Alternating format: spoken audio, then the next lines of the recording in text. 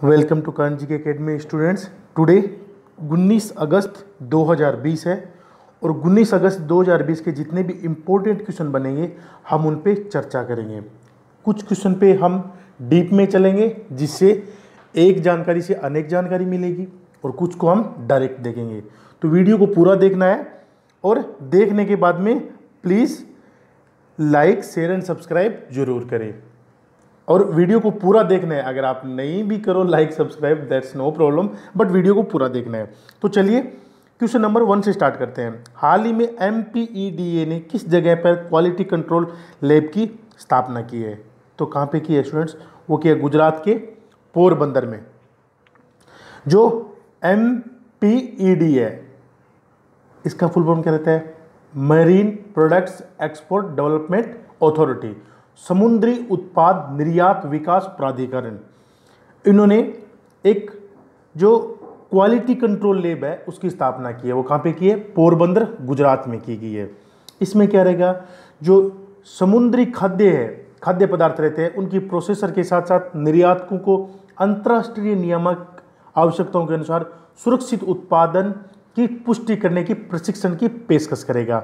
और गुणवत्ता नियंत्रण लैब की जो एंटीबायोटिक अवशेषों है और भारी धातुओं जैसे कैडमियम, सीसा, पारा और आर्सेनिक का सी फूड के नमूने और ट्यूना और मैक्रेल जैसे मछली में स्टामाइकन के मूल्यांकन के लिए उन्नत परीक्षण उपकरणों के साथ लैस किया गया है। तो ये कहाँ पे किया गया है स्टूडेंट्स? वो किया है गुजरात के पोरबंदर जो बंदरगाह है वहाँ पे इस लैब को शुरू किया गया है। क्वालिटी कंट्रोल लैब किसने किया? MPED जो समुद्री उत्पाद निर्यात विकास प्राधिकरण है उन्होंने इसको स्टार्ट किया है। अभी गुजरात का स्थापना कब हुई थी? 1 मई 1960 को। और इसकी गुजरात की राजधानी कौन सी है? गांधीनगर। मुख्यमंत्री कौन है? विजय रूपानी। राज्यपाल कौन है? आचार्य देवव्रत। और लोकसभा कितनी सीट है इसमें? 26। राज्यसभा कितनी है? 11। और जो समुद्री उत्पाद निर्यात विकास प्राधिकरण के जो अध्यक्ष है उनका क्या नाम है स्टूडेंट्स? उनका नाम है KS श्रीनिवास। क्या नाम है? KS श्रीनिवास जो अपना समुद्री उत्पाद निर्यातक विकास प्राधिकरण के अध्यक्ष है। KS श्रीनिवास। तो इस क्वेश्चन से आपको इतनी जानकारी मिलती है जो आपको याद रखना है। अभी गुजरात है, गुजरात के अंदर सुफलाम सुजलाम एक योजना स्टार्ट हुई थी और गुजरात है वो रफ टफ जो सोलर के अंदर है वो फर्स्ट राज्य है। और दूसरा राज्य कौन सा है? महाराष्ट्र। नेक्स्ट क्वेश्चन चलते हैं। हाल ही में भारत संयुक्त अरब अमीरात संयुक्त आयोग की बैठक में कौन से सत्र का आयोजन हुआ? तो कौन से सत्र का आयोजन हुआ स्टूडेंट? हुआ 13वें का। और जो संयुक्त अरब अमीरात है उसके साथ हुआ है। 12 ऑलरेडी हो चुके हैं। तो वो पहले क्या था? अभी सभी जो भी सम्मेलन जो भी बैठकें हो रही है जो भी सत्र हो रहा है वो सभी क्या हो रहा है स्टूडेंट? वर्चुअल हो रहा है। टोटल क्या रह रहा है? ऑनलाइन ही हो रहा है। तो उसका क्या हुआ है? 13वें सत्र का है वो आयोजन हुआ है। अभी UAE के साथ में हुआ है।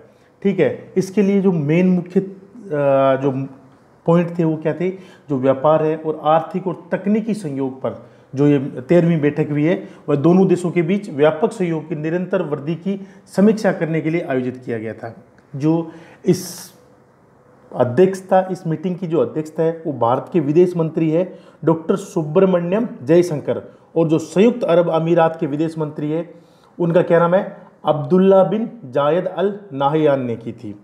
सत्र के दौरान दोनों देशों ने सहयोग क्षेत्रों में साझेदारी को मजबूत करने की प्रतिबद्धता जताई और बदले में वे परिदृश्य में नए क्षेत्रों में सहयोग पर विचार करने के लिए भी सहमत हुए। ठीक है। अभी UAE के जो कैपिटल है वो कौन सी है? Abu Dhabi. और जो प्रधानमंत्री कौन है वहाँ के? मोहम्मद बिन राशिद अल मखलूब। और राष्ट्रपति कौन है? खलीफा बिन जायद अल दिरहम नाहयान। और मुद्रा कौन सी है वहाँ की? UAE दिरहम जिसको AED भी बोलते हैं। नेक्स्ट क्वेश्चन चलते हैं। हाल ही में सेबी ने अपना नया कार्यकारी निदेशक किसे नियुक्त किया गया है? तो किसे नियुक्त किया गया है स्टूडेंट्स? जो सेबी जो अपनी क्या रहती है भारतीय प्रतिभूति और विनिमय बोर्ड ने जीपी गर्ग को, जो जीपी गर्ग को है वो उनका नया कार्यकारी निदेशक ईडी जिसको बोलते हैं वो नियुक्त किया गया। इससे पहले वह सेबी में मुख्य महाप्रबंधक थे और उन्होंने जनवरी 1994 में शामिल होने के बाद से कई पदों पर काम कर चुके हैं। वह देश में वित्तीय साक्षरता और निवेशक शिक्षा पर भी सेबी की पहल के साथ जुड़ रहे हैं। अभी सेबी के अध्यक्ष कौन है स्टूडेंट्स? मेन अध्यक्ष वो है अजय त्यागी और उसका मुख्यालय कहाँ पे है? वह है मुंबई के अंदर। नेक्स्ट क्वेश्चन चलते हैं। हाल ही में गूगल ने बाढ़ पूर्वानुमान की पहल के लिए किसके साथ साझेदारी की है? तो किसके साथ साझेदारी की है? वह CWC जो भारतीय केंद्रीय जल आयोग है ने पिछले कई महीनों से पूरे भारत में बाढ़ पूर्वानुमान जारी करने की पहल की शुरुआत की थी। और जो केंद्रीय जल आयोग पूरे भारत में लगभग 1000 स्ट्रीम गेज का उपयोग करके घंटे के आधार पर जल स्तर मापने वाला गूगल का पहला आधिकारिक साझेदार है। अभी देखिए फ्लड फोरकास्टिंग इनिशिएटिव ये क्या रहता है? मीन्स फ्लड आने के 10 दिन पहले का डेटा है वो है CWC है, वो किसको प्रोवाइड कराएगा? गूगल को प्रोवाइड कराएगा और गूगल है वो पूरा साझेदारी करेगा। इसमें क्या रहेगा कि जैसे अभी 10 दिन के बाद कैसा मौसम रहेगा, कैसे कहाँ पे ज़्यादा बारिश आने के संकेत है, तो वहाँ का जो डेटा है वो ये जो पूर्वानुमान है वो पहल के तहत जो CWC है ये करेगी। अभी CWC इसका क्या है? केंद्रीय जल आयोग, इसका अध्यक्ष कौन है? राजेंद्र कुमार जैन। कौन है? राजेंद्र कुमार जैन। और जो केंद्रीय जल आयोग का जो मुख्यालय है वो कौन सा कहाँ पे है? नई दिल्ली, जिसको आपने देखा होगा सेवा भवन भी बोलते हैं। क्या नाम बोलते हैं? सेवा भवन। नेक्स्ट क्वेश्चन चलते हैं। हाल ही में ब्रिटेन ने भारत के लिए कितने मिलियन पाउंड का इनोवेशन चैलेंज फंड जारी किया है? तो कितने मिलियन पाउंड का किया है? वो किया है ब्रिटेन सरकार ने है 3 मिलियन पाउंड का। कितने का? 3 मिलियन पाउंड का है वो इनोवेशन चैलेंज फंड शुरू किया है। इस नए लॉन्च किए गए नए फंड का मेन जो मोटो क्या रहेगा? अनुसंधान और विकास, जो R&D रहता है, रिसर्च एंड डेवलपमेंट को कोविड-19 महामारी द्वारा अर्थव्यवस्था और पर्यावरण के लिए चुनौतियों का सामना करने के प्रस्तावों का समर्थन करना है। इस प्रकार ये फंड जो कोरोना चल रहा है, इस महामारी और जलवायु परिवर्तन को संबोधित करने के लिए अकादमी और उद्योगों में वैज्ञानिकों की मदद करेगा। 3 मिलियन पाउंड की किसने की है? ब्रिटेन ने की है।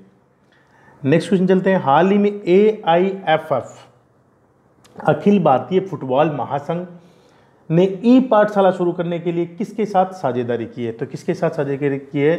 जो भारतीय खेल प्राधिकरण है SAI के साथ में क्या किया है? एक वेब प्लेटफॉर्म पाठशाला का क्या किया है? लॉन्च किया है। ये प्लेटफॉर्म क्या रहेगा? जो ग्रॉस रूट रहता है और इंटरमीडिएट स्तर के लिए फुटबॉल का एक नया एथलीट कोचिंग कार्यक्रम है, जिसे रचनात्मकता को पहचानने और फुटबॉल में बच्चों की रुचि विकसित करने के लिए शुरू किया गया है। इसे 3 भागों में विभाजित किया गया है। उनका क्या नाम दिया है? My football culture, my skills and my training. इस 3 कल्चर के साथ में SAI के साथ AIIF है, उन्होंने इस दोनों में साझेदारी की है। नेक्स्ट क्वेश्चन चलते हैं। हाल ही में किस राज्य सरकार ने पढ़ाई तुहारा पारा योजना का शुभारंभ किया है? तो किसने किया है? अभी छत्तीसगढ़ सरकार ने क्या किया है? पढ़ाई तुहारा पारा करके एक योजना है। एक क्या योजना है? जो नई छात्र केंद्रित योजनाओं शुरू करने की घोषणा की है। ये योजना स्कूली छात्रों को कोरोना वायरस प्रकोप के कारण कक्षाओं के बंद होने के मद्देनजर अपने क्षेत्रों और गांव में समुदाय की मदद से अध्ययन करने में मदद कराएगा। तो ये योजना कहां पे स्टार्ट की गई है? ये छत्तीसगढ़ में की गई। इसके साथ में 3 अन्य योजना भी वहां पे स्टार्ट की गई है। उसका नाम क्या दिया है? एक तो है बुलेटो के बॉल, एक ब्लूटूथ आधारित कार्यक्रम को दूरस्थ क्षेत्रों में रहने वाले छात्रों को अध्ययन सामग्री प्रदान करने के लिए रोल आउट किया जाएगा, जहां इंटरनेट सुविधा की पहुंच नहीं है। और एक योजना की स्टार्ट की है मुख्यमंत्री स्लम स्वास्थ्य योजना, और दूसरी और क्या तीसरी क्या की है? राधाबाई डायग्नोस्टिक सेंटर योजना को भी वहाँ पे शुरुआत किया गया। अभी छत्तीसगढ़ के जो मुख्यमंत्री है वो कौन है? भूपेश बघेल। और राज्यपाल कौन है वहाँ की? अनुसुईया उइके। लोकसभा की कितनी सीट है? 11, राज्यसभा की 5। और छत्तीसगढ़ का जो कैपिटल है वो पहले किस नाम से जानी जाती थी? रायपुर के नाम से जानी जाती थी। बाद में इसका नाम चेंज कर दिया, नया रायपुर अटल नगर। इसकी स्थापना कब हुई थी? 1 नवंबर 2000 को छत्तीसगढ़ की स्थापना हुई थी। नेक्स्ट क्वेश्चन चलते हैं, हाल ही में फुल स्प्रिटिम इंडिया वार्स 1972-2020 शीर्षक पुस्तक का लेखन निम्न में से किसने किया है? तो किसने किया है? अर्जुन सुब्रमण्यम ने। जो सेवानिवृत्त एयर वाइस मार्शल है अर्जुन सुब्रमण्यम द्वारा जो ये फुल स्प्रिटम इंडिया वार्स 1972-2020 शीर्षक है, एक नई किताब लिखी गई है। ये उनकी पहली पुस्तक है कि और ये पुस्तक समकालीन भारत में दशकों से चले आ रहे युद्ध और व्यापक संघर्ष का वर्णन करती है। इसे Harper Collins publish India private limited द्वारा इसको क्या किया है? प्रकाशित किया गया है। नेक्स्ट क्वेश्चन चलते हैं, हाल ही में किस मंत्रालय ने स्वास्थ्य और आलेख ई सुविधा की लॉन्च की है? तो किस मंत्रालय ने किया है? अभी जनजातीय मंत्रालय है, उनके द्वारा एक पोर्टल लॉन्च किया गया है, जनजातीय स्वास्थ्य और पोषण पोर्टल। पोषण पर न्यू ई न्यूज़लेटर आलेख लॉन्च किया गया। इसके अलावा मंत्रालय ने राष्ट्रीय प्रवासी पोर्टल और राष्ट्रीय जनजातीय फेलोशिप पोर्टल की भी शुरुआत करने की क्या की है स्टूडेंट्स? घोषणा की है। अभी केंद्रीय जनजातीय कार्य मंत्री कौन है? अर्जुन मुंडा। कौन है? अर्जुन मुंडा। और जो जनजातीय कार्य राज्य मंत्री कौन है भारत का? वो कौन है? रेणुका सिंह सरूता। क्या है? रेणुका सिंह सरूता, जो जनजातीय कार्यकारी राज्य मंत्री है। नेक्स्ट क्वेश्चन चलते हैं, ग्वालियर चंबल एक्सप्रेस वे का नाम किस निम्न में से किस राजनेता के नाम पर रखा जाएगा? तो किस राजनेता के नाम से रखा जाएगा स्टूडेंट? अटल बिहारी वाजपेयी के नाम से क्या करेगा? जो मध्य प्रदेश के मुख्यमंत्री जी है उन्होंने हाल ही में घोषणा की है कि जो अटल बिहारी वाजपेयी की जो दूसरी पुण्यतिथि पर क्या है? ग्वालियर चंबल एक्सप्रेस का नाम बदलकर श्री अटल बिहारी वाजपेयी चंबल प्रोग्रेस वे करने की घोषणा की है। अभी अटल बिहारी वाजपेयी भारत के प्रधानमंत्री बनने वाले पहले भाजपा सदस्य थे और प्रधानमंत्री के रूप में उन्होंने पहली बार 1996 से 1998 तक और फिर 1999 से 2004 तक पूरे 5 वर्षों की अवधि तक कार्य किया था। उनके कार्यकाल के दौरान 1998 में राजस्थान के पोखरण में परमाणु प्रशिक्षण भी किया गया था और अटल बिहारी वाजपेयी के सम्मान में हर साल 25 दिसंबर को सुशासन दिवस के रूप में भी मनाया जाता है। किस नाम से मनाया जाता है? काफ़ी टाइम में पूछ लिया जाता है। 25 दिसंबर को किस नाम से जाना जाता है? सुशासन दिवस। और सुशासन दिवस कब मनाया जाता है? तो 25 दिसंबर को। ये आपको याद रखना है। नेक्स्ट क्वेश्चन चलते हैं, हाल ही में निशिकांत कामत का निधन हुआ है, वे कौन थे? तो कौन थे स्टूडेंट्स वो? निशिकांत ये एक निर्देशक और फिल्म निर्माता थे और हाल ही के अंदर इनका क्या हो गया है? निधन हो गया है। उन्होंने जो निर्देशन की शुरुआत है वो 2005 में मराठी फिल्म डोंबिवली फास्ट से की थी, जिसने मराठी में सर्वश्रेष्ठ फीचर्स फिल्म का राष्ट्रीय फिल्म पुरस्कार भी जीता था। नेक्स्ट क्वेश्चन चलते हैं, हाल ही में भारत का पहला बुलियन इंडेक्स बुलडेक्स निम्न में से कौन लॉन्च करेगा? तो कौन लॉन्च करेगा? वह MCX जो multi commodity exchange of India रहती है। उन्होंने 24 अगस्त को 2020 को भारत का पहला बुलियन इंडेक्स बुलडेक्स लॉन्च करेगा। ये क्या रहता है?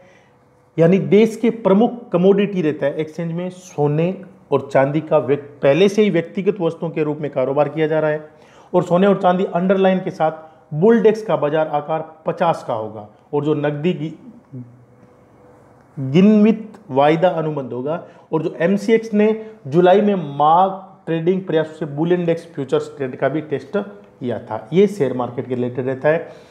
अब MCX इसका क्या रहता है? जो multi commodity exchange of India है लिमिटेड भारत में स्थित एक स्वतंत्र कमोडिटी एक्सचेंज है। इसकी स्थापना 2003 में हुई थी और इसका जो मुख्यालय है वो कहाँ पे है? मुंबई के अंदर है और ये भारत का सबसे बड़ा कमोडिटी डेरिवेटिव्स एक्सचेंज है। नेक्स्ट क्वेश्चन चलते हैं, हाल ही में BSF के नए महानिदेशक किसे नियुक्त किया गया? BSF बॉर्डर सिक्योरिटी फोर्स, उनका निदेशक किसे नियुक्त किया गया? राकेश अस्थाना को। जो भारत सरकार ने हाल ही के अंदर क्या किया? राकेश अस्थाना को सीमा सुरक्षा बल का नया महानिदेशक नियुक्त किया है। वर्तमान में Indo Tibet border police ITBP के प्रमुख SS देशवाल इस साल मार्च से BSF का अतिरिक्त भार संभाल रहे थे और उनकी जगह पे अभी क्या कर दिया है? राकेश अस्थाना है उनको बना दिया गया। अस्थाना वर्तमान में नारकोटिक्स कंट्रोल ब्यूरो जो एनसीबी था उसका अतिरिक्त प्रभार संभालने के साथ साथ bureau of civil aviation security BCAS की कमान भी संभाल रहे थे। तो अभी राकेश अस्थाना को BSF का क्या कर दिया है, महानिदेशक नियुक्त किया गया। BSF इसकी स्थापना कब हुई थी, 1 दिसंबर 1965 को हुई थी और इसका मुख्यालय है वो न्यू दिल्ली के अंदर है। नेक्स्ट क्वेश्चन चलते हैं। हाल ही में पंडित जसराज जी का निधन हुआ है, वे कौन थे? तो आपको पता है स्टूडेंट्स, कल ही क्या हुआ है, इनका निधन हुआ है। और इनका ये कौन थे, शास्त्रीय संगीत गायक थे। और इन्होंने इनकी जो लास्ट प्रस्तुति थी वो प्रयागराज के अंदर अप्रैल के अंदर हुई थी और उनके बाद से इन्होंने लंबी बीमारी के चलते इनका दशकों निधन हो गया। इनका जन्म है वो 1930 में हरियाणा में हुआ था और उन्होंने संगीत करियर की शुरुआत है वो लगभग 8 दशक पहले की थी। उन्होंने अपने करियर के दौरान कई राष्ट्रीय और अंतर्राष्ट्रीय पुरस्कार भी प्राप्त किए थे। पंडित जसराज को 1975 में भारत के चौथे सबसे बड़े नागरिक पुरस्कार पद्मश्री के साथ साथ 1987 में संगीत नाटक अकादमी पुरस्कार और 1999 में पद्म भूषण से भी सम्मानित किया गया था। वर्ष 2000 में भारत सरकार ने उन्हें देश के दूसरे सबसे बड़े नागरिक सम्मान पद्म विभूषण से भी इनको सम्मानित किया गया था। और हाल ही के अंदर ये अपनी बेटी के साथ में अमेरिका रह रहे थे और वहीं पे इनका क्या हो गया स्टूडेंट्स, निधन हो गया। Thanks for watching. Please like and share and subscribe. अगर आपको ये वीडियो अच्छा लगे तो please like share and subscribe जरूर करें जिससे मेरे को भी अच्छा लगे। बेस्ट ऑफ लक, धन्यवाद।